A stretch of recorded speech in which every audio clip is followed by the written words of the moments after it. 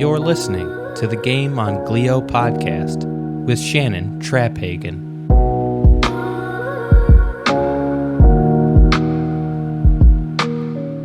Welcome to Game On Glio, the podcast providing hope, inspiration, education, and real conversations around the difficult journeys of being diagnosed with brain cancer, including glioblastoma. I'm your host, Shannon Traphagen. Follow us on Facebook and Instagram at Game On Glio Podcast, or visit our website, the Game On Glio Podcast, for insights and guest snapshots.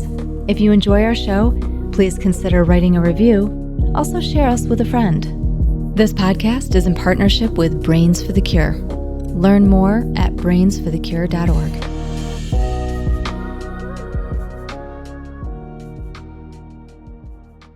Welcome, everyone. Happy belated holidays. It's hard to believe the holidays have come and gone. They seem to go by more quickly every single year. The older we get, the quicker the holidays pass us by.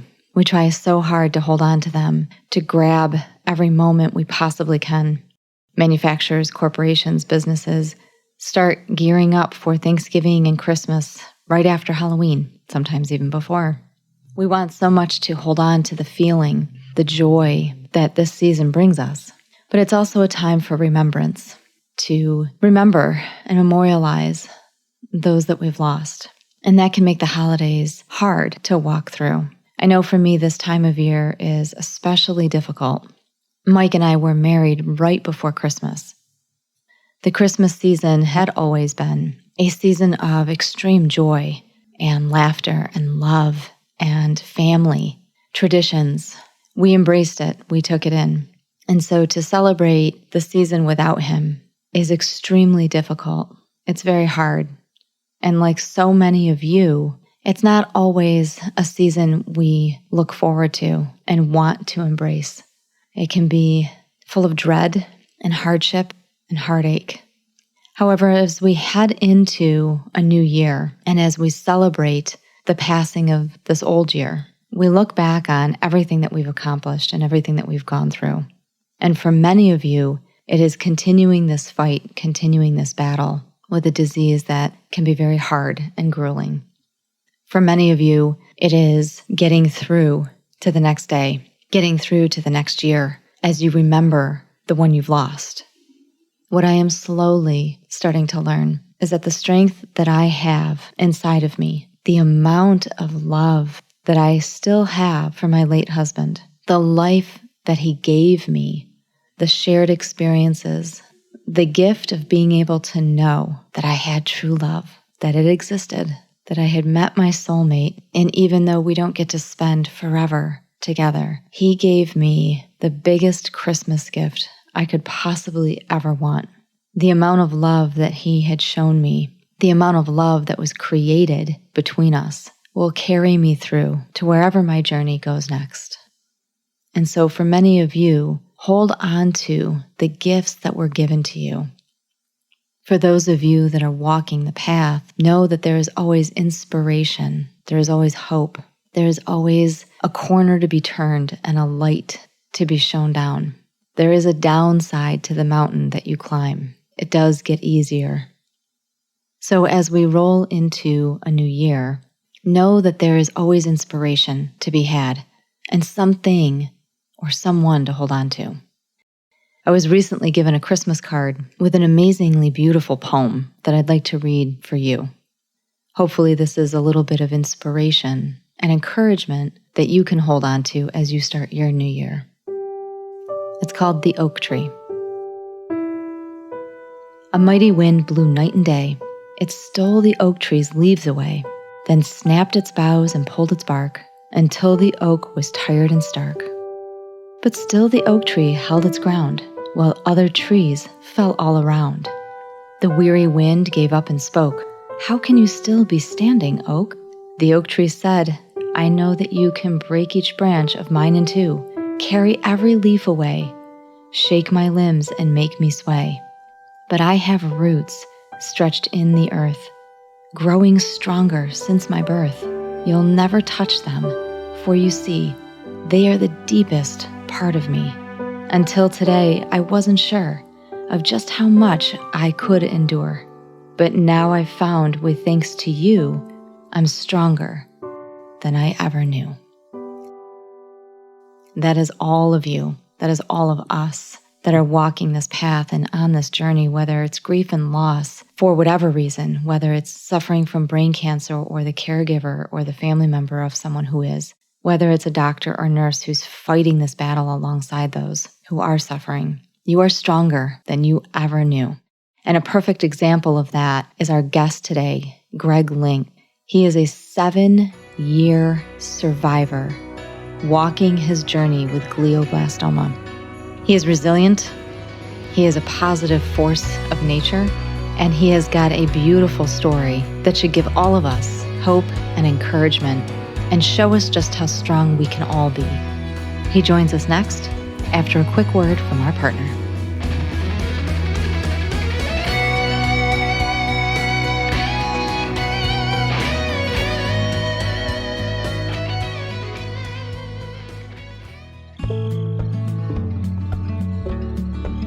When my mom was diagnosed with a brain tumor, I didn't know where to turn. How do I prepare myself as a caregiver? As a 22-year survivor, I've talked to hundreds of patients, mostly just listening and answering questions. I've visited dozens of websites, some good, but none I thought truly met the needs of survivors and caregivers. I found what I was looking for in Brains for the Cure. This is a resource I've been looking for. Not only did I learn a lot, but it also reassured both of us that we are not alone. With resources and news from Brains for the Cure, patients and caregivers can advocate for themselves and become decision makers in their own journeys, learn about treatment options and clinical trials, and connect with other patients, survivors, caregivers, and medical professionals through our ambassadors, online support groups, and personal stories. Find out more at www.brainsforthecure.org. Welcome back. Thank you for joining us here on the Game On Glio podcast. Our guest today, Greg Link, is the co-founder of Brand Link Communications.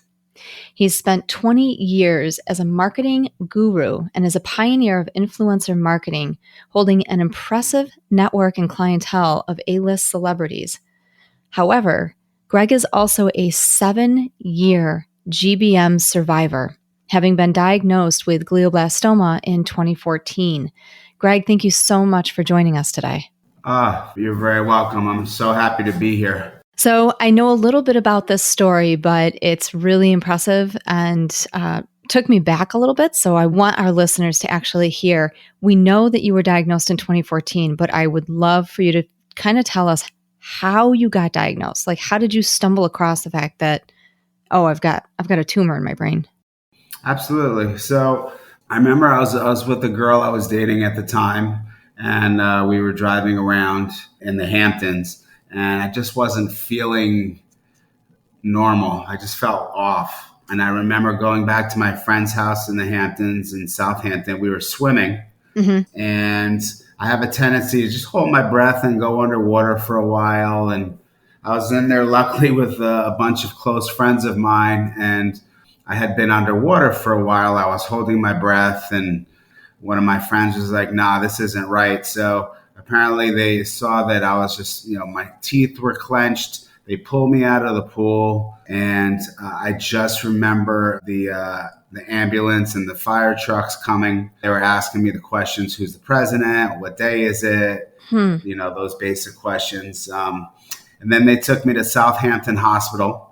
Keep in mind, Southampton Hospital does not have a neurological department. Oh, okay. They did a CAT scan, and they told me that I have a brain tumor and they think it's cancer. So they knew that from the CAT scan? From the CAT scan, and they don't even have a neurological department. Wow. And then they called my mother. My parents came over. They happened to be in the Hamptons as well. And, I was in shock because I was like, brain tumor, where did that come from? I had no idea, So you must have did you have a seizure or something when you were swimming? Is that what had happened? Apparently, wow. That seems to be what had happened. Yeah. Wow. And, they put me on my side Yep. because I was clenching my teeth. Yep. And, they were able to get me to breathe. And so, yeah, that was that's how I found out that day. Never forget it.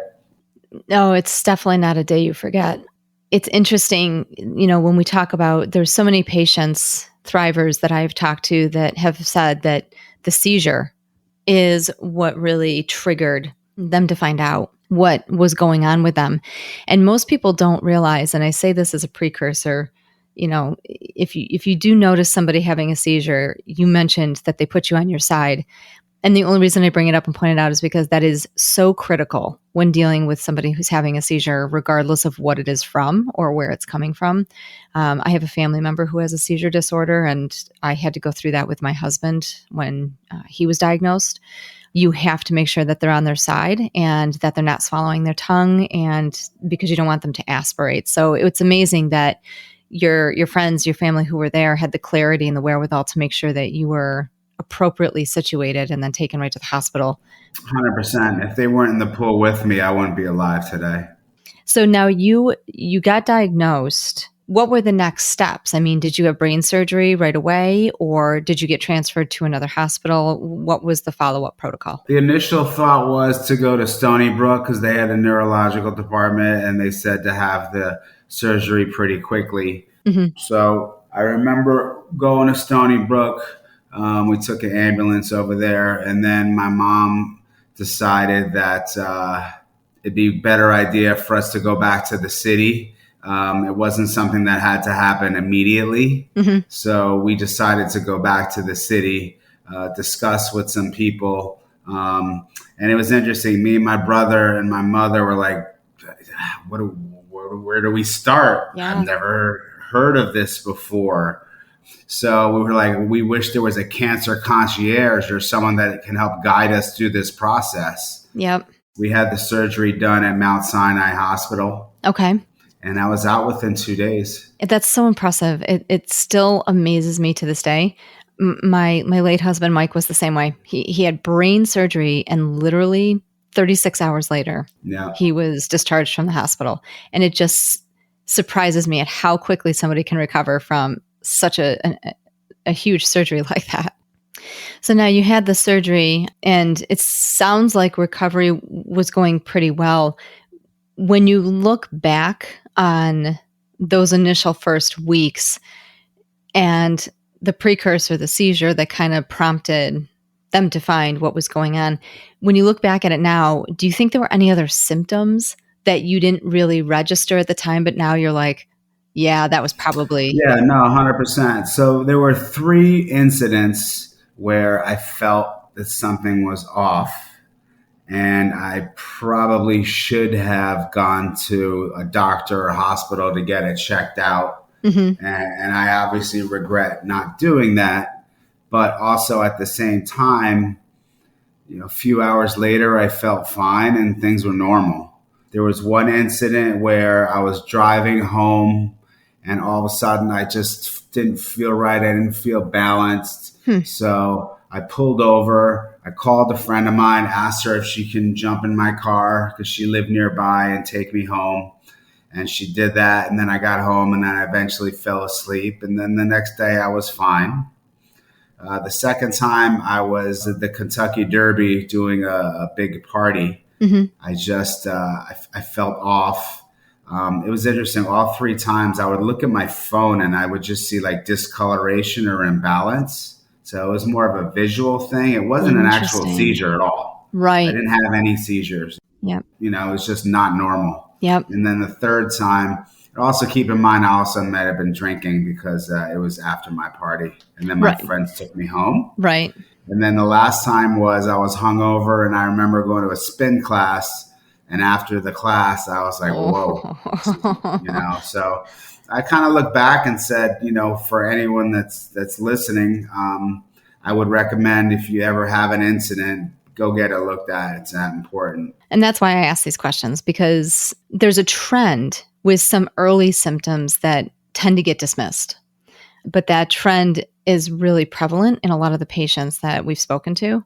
So the discoloration, the vertigo, feeling off balance, the seeing words backwards or differently, or seeing them kind of jumbled up, not recognizing certain letters, headaches that come out of nowhere that, somebody never has before. Yeah, I would say that's what I've heard mostly from people that have spoken to that have got diagnosed is the headaches part. Yeah. And the part where they don't feel right, their motor skills, things to that nature. So now we know you were with your family when you got the news, and you mentioned, really struggling to kind of figure out what do you do next? Because, honestly, in 2014, so John McCain hadn't been diagnosed or passed away from that yet. Yeah. Beau Biden, I think, had just passed away or was within that. So at that point, even today, to be quite honest, glioblastoma, brain cancer, is just not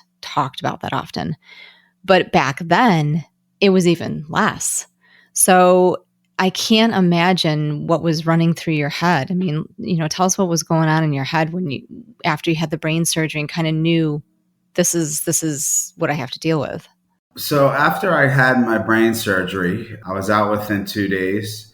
We had all asked my doctors as much as we could to find out, and to be honest with you, as soon as, 2 days after I got out of the hospital, I thought, okay, they took out the tumor and I'm going to be fine. And I remember my mom told me, she sat me down and told me the type of cancer that I have.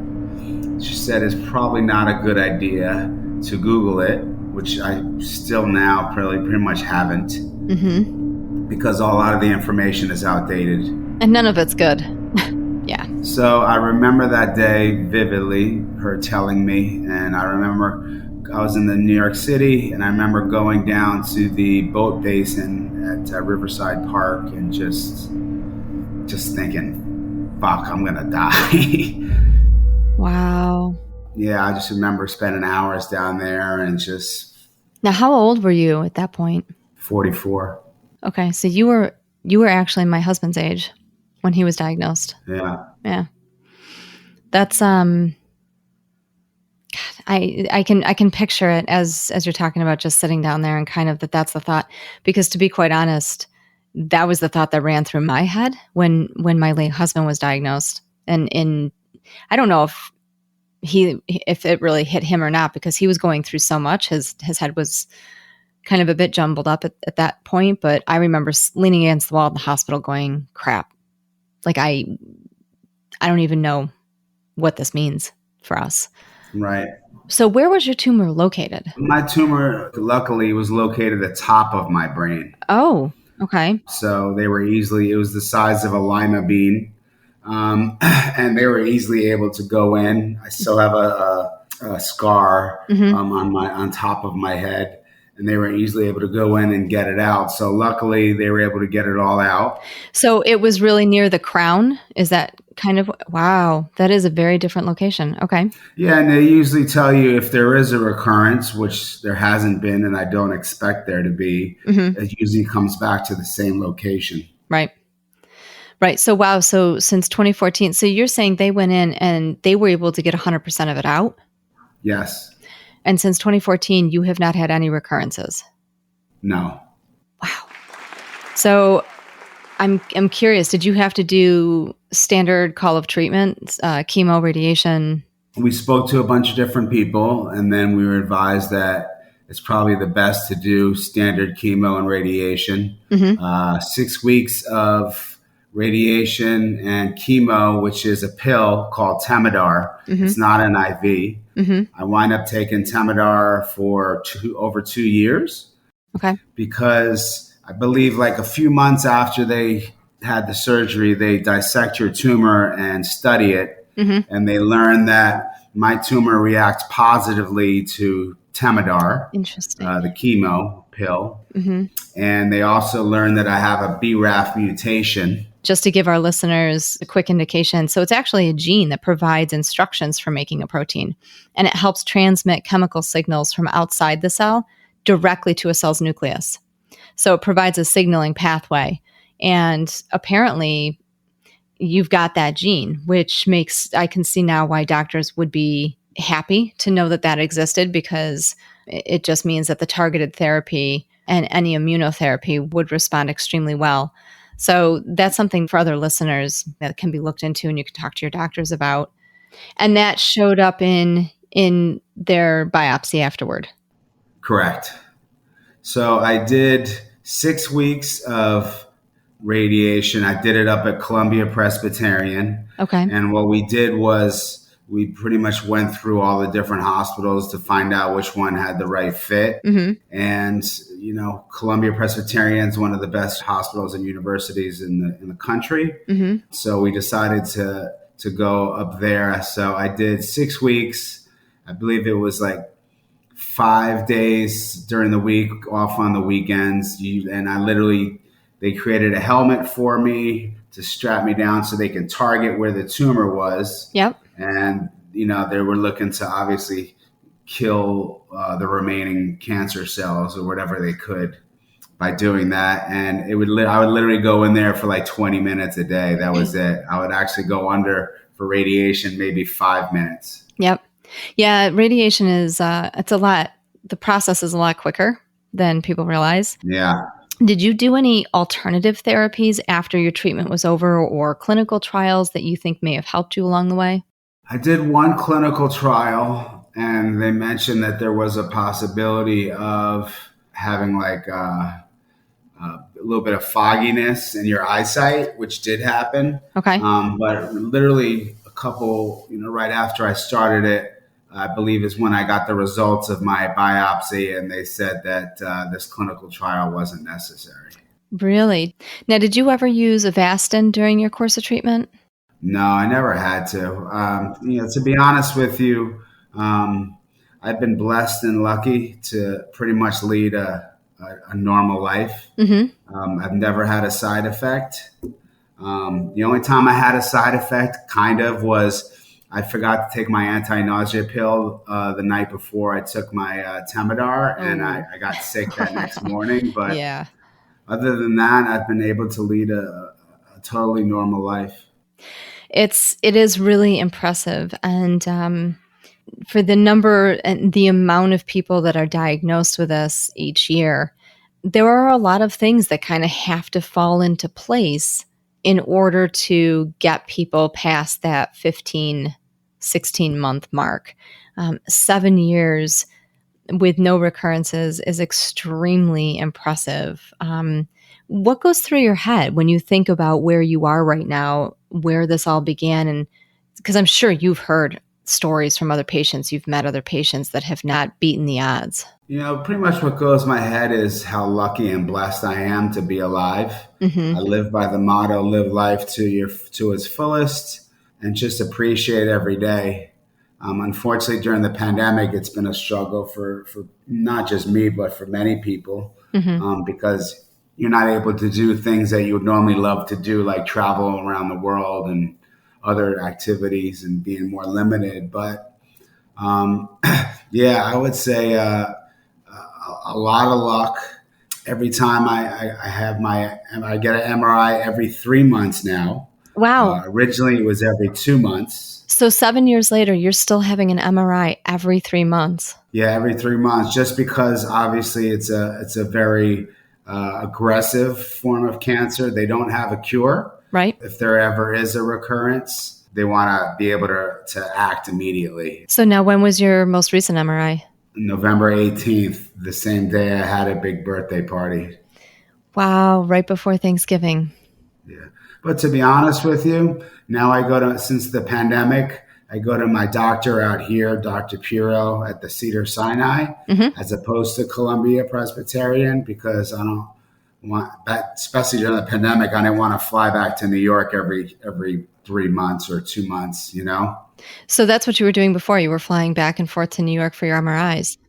I would also spend a lot of time in New York too, but yeah, I had a routine where me and my mother would take the subway from 83rd and Broadway up to the Columbia Presbyterian, and she'd give me a big hug, and then I'd go and get the MRI, and That's a good tradition to have. 100%. And then, I live in LA most of the time, and I found my doctor here. And Columbia Presbyterian was also redoing a lot of their MRI facilities and all that stuff. And Dr. Piro here has an amazing facilities. So they literally send him what they need done for the scan.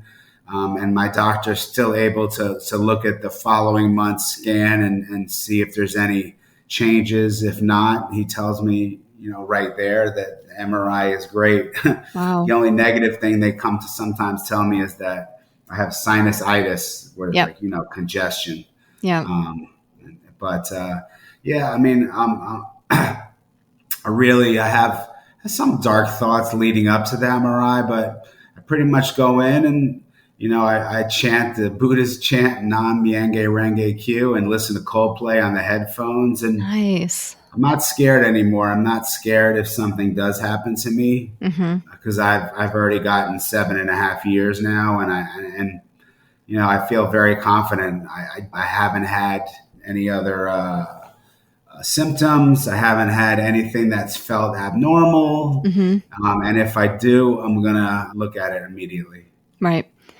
It's pretty amazing to hear about your routine and your attitude. The dark thoughts is something that I can relate to, and that my late husband could relate to pretty well, because it's a bit nerve-wracking when you go into it. I love the Buddhist chant. I have to ask, where did you find that? Where did you get that? It's a good question. It's pretty common Buddhist chant. I don't even know if I even pronounce it correctly, but it's just something that's always been soothing for me. Obviously, when you're in an MRI, you're really in a tight, close space there. And you're there for a while. Yeah, I'm in there for a while. They said to me the last MRI, they're like, "Oh, it's 15 minutes." So I was like, "Oh, I feel like I'm in there for 45 minutes." Yeah, that's actually impressive, because usually my husband was in there for 45 minutes. I mean, I would be in the waiting room for close to an hour waiting for him to come out. So I know that they can go a pretty long time. Yeah, it's not 15 minutes. I felt No. like it was at least a half hour. Oh, I'm sure. So I'm curious, did the doctors say anything to you about like genetics or environmental factors or lifestyle or anything that may have contributed to your glioblastoma? Dr. Andrew Lassman, who's my doctor at Columbia Presbyterian, he's very conservative. Obviously tells me every time that my MRI is amazing. I ask him every year, because I know the doctors have a big conference at the end of the year, whether there's any cures or anything on the horizon. And, he would offer me a NovaCure, the helmet. Yep. And that's pretty much it, to be honest with you. In terms of clinical trials or anything, he's like, "You know what, Greg, it's been 7.5 years. You're doing great. Just keep doing what you're doing." Yep. Why mess with a good thing if it's going well? And what I would say to people out there that are being affected by this or have someone being affected by it is, stress is a killer. So I live my life stress-free. Stress breaks down your immune system too. So I do things that I'm excited and passionate about. I try and keep a very active lifestyle, because oxygen kills cancer cells, and it's good to keep your immune system strong. What kind of activities and exercises do you like? I would just take HIIT classes, spin classes, boxing classes. Now I play tennis about 5 days a week. But it's just important to keep active. And I always tell people that, and now I'm at the point where, I want people to come to me when they've been diagnosed or heard someone that's been diagnosed, because I can be a great resource for them. Absolutely. Another thing that I've been told is that they're doing clinical trials now is a ketogenic diet. So while I'm not 100% keto, I'm getting there. But most importantly, I try and stay away from sugars, because sugars feeds cancer cells. Yep. And eat clean and healthy. I stay away from sodas. I drink alcohol moderately. I consume cannabis moderately, but mostly through edible form. Yeah, that's interesting that you bring that up. There's a lot of back and forth about the keto diet, sugars playing into, especially when it comes to glioblastoma, how well somebody does versus how they don't do. Nutrition really has been a hot topic among this community in regards to whether somebody makes it past the 15-month mark and then what they've been doing or what they were doing to get there. And nutrition is always at the top of that list. The ketogenic diet is interesting. It does work extremely well. My husband and I, before he was ever diagnosed, he did it. He had been diagnosed with high blood pressure at one point years ago. And so I got us into as much of a ketogenic diet as I could. And at his next blood pressure check, his blood pressure was completely within normal limits for the first time since he was like 28, 29 years old. So I knew it was something that works.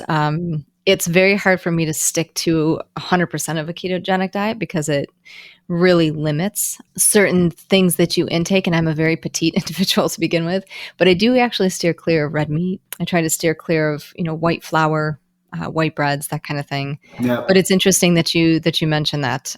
And they're doing clinical trials on it. So if that's the case, then there's definitely some good scientific studies and research coming back from it. That's something for anybody who's listening. I will pull up some of that research and we will make sure that we get some of that information about those clinical trials where diet and nutrition is playing into it, where they're studying it. I'll make sure I have those up on our site for all of you.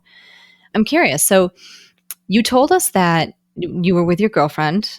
This is the girlfriend that you are still with today, correct? No, it's not the same girl. Not the same girl. So you met your now girlfriend. My now fiance. Your fiance. Yes. Wow, congratulations. Thank you. You met her after you were diagnosed. Tell us a little bit about that. And I tip my hat to her because to be handed a diagnosis like that and still walk into this relationship with open eyes, which I've seen a few people do, it says a lot about that person and the love between those two individuals. So it's a story I'd love to hear. 100%. So my fiance, I've known her for about 14 years now, 15 years. But she's younger than I am. Mm-hmm. And I've always thrown high profile events. So she used to go to a lot of my events throughout the years. She got out of a 3-year relationship. I got out of a 3-year relationship. And, we went to Tulum as friends and came back as lovers. And I was always very upfront with people that I had relationships with about my situation. Mm-hmm. And to be honest with you, she's my angel. Wow. She's very aware of everything. We're thinking of having kids next year. Oh. In some ways, I feel like she's more nonchalant about it than anything. Mm-hmm. She's like, "You're going to be great." I'm like, "Babe, I got my MRI today. It's going to be fine." And that's how I feel too, Yep. Obviously in terms of us having kids, she knows there's a possibility I might not be around to raise my kids mm-hmm. for a long time. Mm-hmm. But, hey, you know what though? You never know. You're 7 years in already. So 100%, who knows what the future brings? Absolutely. If you go past 5 years, then there's the percentage of something happening to you is much slimmer. Right. It goes down quite a bit. And to be honest with you, the Brains for the Cure has a Zoom call with the community of people that have glioblastoma. And there's people that have been on it, had it for 16 years, 15 years, 12 mm-hmm. years, 25 years.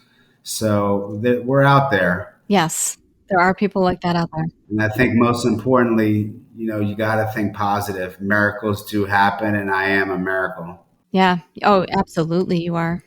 Unfortunately, all of my friends that have been diagnosed have passed. Mm-hmm. But luckily, a number of them, Maria Menounos, her mother, mm-hmm. was able to survive an additional 4 years. Right. My friend Matt Mogul, he got an additional 3 years, maybe 4. Mm-hmm. Another gentleman had 4 years. So they were able to spend time with their families, extra time with see their kids raise. And, mm-hmm.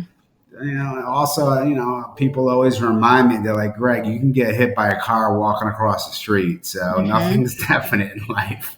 This is very true. It's very, very true. And that's the standard is 1 to 3 years. And if you get past that, yeah, you're extremely blessed. But in this life, in this day and age, I mean, we take a look at the pandemic, and as heavy-handed as a diagnosis of glioblastoma is, you see people dying from the pandemic, dying from COVID. That comes out of nowhere, and it hits quickly. So anything can happen in this life, and it's a crazy, crazy time and a crazy world that we live in, and you just have to make the most of it. So it's refreshing to hear the positivity and the hope that your story brings to so many out there who are walking this path, because they need to know that there is no definitive answers except that this is what we're dealing with.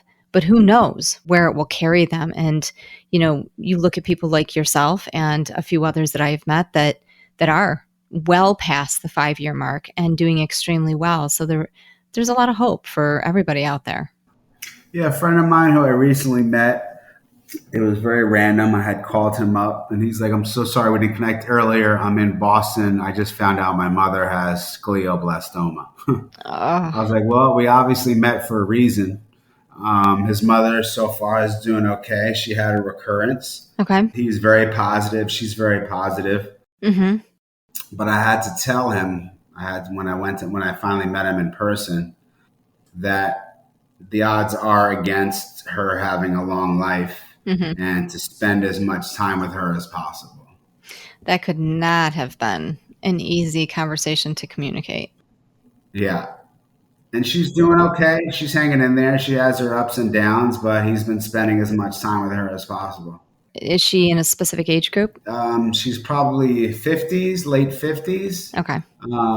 He's 36, but she also had 2 daughters that are now like 8 years old. Oh, wow. So they're very young. Okay. Yeah. So, they met with Dr. Bookvar. They had a second surgery. Mm-hmm. I don't think they were able to get it all out. And Dr. Bookvar, we've mentioned him a couple times. He was the very first guest we had on, and he is an amazingly wonderful individual, extremely empathetic. And I encourage anyone who is walking this path to reach out with his team, because he is very good at what he does when it comes to, and all he focuses on is brain cancer. That is his life's mission. So he's a wonderful, wonderful doctor in New York City. 100%. What I recommend to people is utilize as many of your resources as possible. Talk to people, find out organizations, find out what clinical trials are, get second opinions, get third opinions, because no one's ever 100% right. There's some doctors that are more willing to do stuff out the box and some that aren't. Right. You are speaking my language. I preach this all the time. Exactly what you're saying. This is why I'm here. This is why the podcast exists, is to give these resources, to kind of put it on a silver platter for people so that they don't have to hunt it all down, which, this is why we all do what we do. And this is why, we all reach out to people and we work within the community that we do. I'm curious to know, what are your hopes for the future? You talked about you and your fiance having children next year. What are you looking forward to the most? So I'm looking forward to traveling again. Aren't we all? So that's one thing that really excites me, being able to travel around. I've been in many places around the world, and traveling really inspires me. Mm-hmm. I kind of changed my focus in terms of my career. Now I'm focusing on investing in brands and working with them closely and networking and connecting people and doing events. So really just changing my focus and doing stuff that I enjoy and things that I'm passionate about, and not having like a big staff of employees, because I don't want that stress. Right. So I know that you've been an ambassador for a number of different foundations, and you've been a spokesperson on resources and education and helping other individuals with glioblastoma. But are you the ambassador for any particular foundation currently? It's pretty much Brains for the Cure. Head for the Cure, Brains for the Cure, who is our partner for this season. And I was introduced to them through Mario. Mm-hmm. Mario is a lovely gentleman. I believe his son died from glioblastoma many years ago. Mm-hmm. He's been very generous. I I haven't connected with him one-on-one recently, but I admire him and you for all the work that you're doing. I've always wondered, I was like, God, just imagine what it's like to be Dr. Lastman or someone who's treating glioblastoma patients. Mm-hmm. How tough it must be. That speaks volumes to the frontline workers, the nurses, the doctors, the neurosurgeons, the oncologists that are in this every single day. And it's another reason why I do the podcast and why we tell their stories, to hear their perspectives, how they work with patients, how they handle this. It's not easy on any front, whether it's the caregiver or the patient or the team that's treating the patient. People who have started foundations. We do the work that we do, and we are in this because we understand the gravity and how hard it is to deal with brain cancer.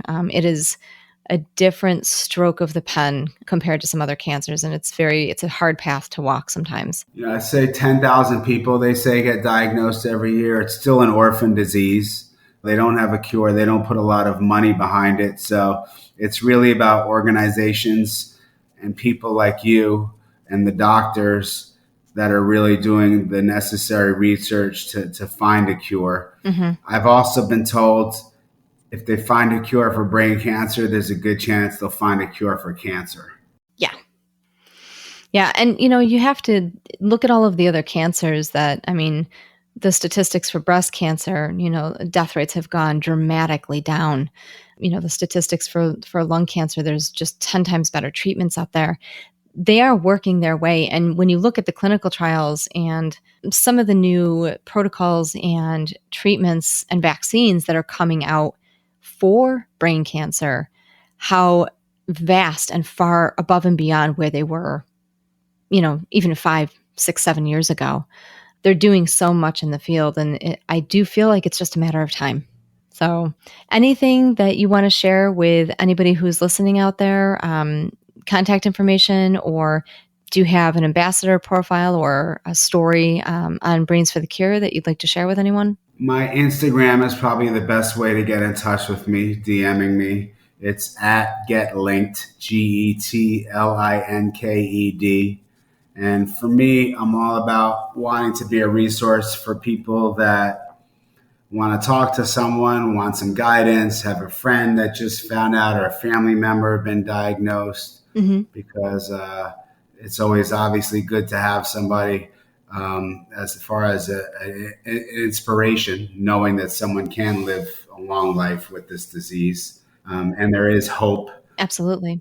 I would say that, and most importantly, like I reiterate, live life to its fullest, stay stress-free, eat clean, work out.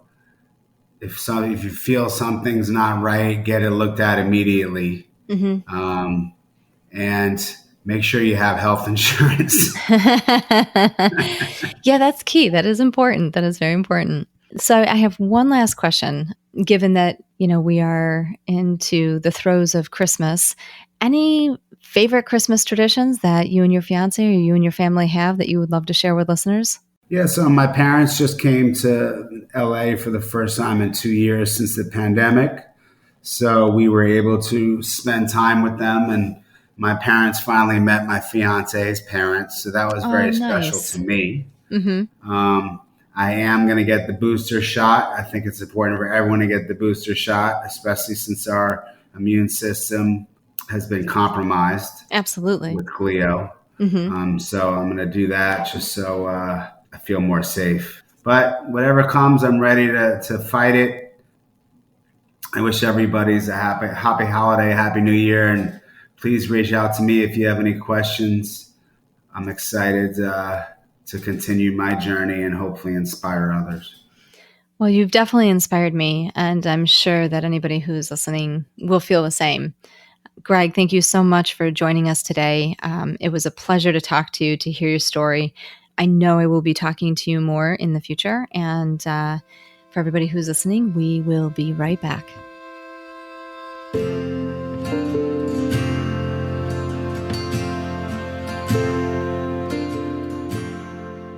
This is a time of year for reflection, renewal, rebirth. We look back at everything that we've done throughout the year and take stock of where we're at going into a brand new year. I know for me, this past year has been one of serious reflection, getting through that first year without Mike. And now we're heading into a brand new year, a brand new season. For many of you, the journey continues. For all of us, paths change, hills need to be climbed, decisions need to be made. But with a brand new year also comes new opportunities, hope, joy, maybe even a little bit of magic. And as we head into 2022, my hope for all of you is that you do find some magic in the midst of your trials, your journey, your diagnosis. Greg's story is a beautiful story and one that we should all hold on to as we go into the new year, because his story teaches us, all of us, that nothing is certain, good or bad. For many, the journey of GBM is a very tough road. The journey of brain cancer in general is a very tough road, but nothing is certain. So many have made it 5 years, 7 years, 17 years, and Greg's story is one of those. So hold on to that hope. Start the new year with strength and fortitude and a little bit of magic, because you never know where your road will lead. You never know where you'll end up. And we're all on this journey to be taught, to learn, to grow. For whatever reason, every one of us, caregiver, advocate, patient, doctor, we've all been handed this path for a reason, as hard as it may be. But we have to also look at everything that we can accomplish, everything that we can see, everything we can do in the midst of such trials. So use Greg's story as one for inspiration and strength and hope. Hold on to that as you start the new year and know that it is possible. Anything is possible. I am wishing all of you a safe and peaceful and fun New Year's and a start to the brand new year, 2022. We will see you all next month. Brains for the Cure is an innovative online resource to help brain tumor patients, survivors, and caregivers become advocates, educate themselves, and connect with others throughout each phase of their journey. We are proud to partner with the Game On Glio podcast. Visit brainsforthecure.org to learn more. Thank you so much for joining us this week on the Game On Glio podcast. Make sure to visit our website, thegameongliopodcast.com, where you can subscribe to the show via Podbean, iTunes, Google, Apple, Spotify, or via RSS, so you'll never miss a show. While you're at it, if you found value in this show, we'd love to hear what you think. Please post a review, give us a rating, or simply share with others so that they can listen to the show in the future. That'll help us too. If you like this show, you might want to check us out on Facebook at Game On Glio or on Instagram at Game On Glio Podcast. We look forward to seeing you again next month for another exciting episode of the Game On Glio Podcast.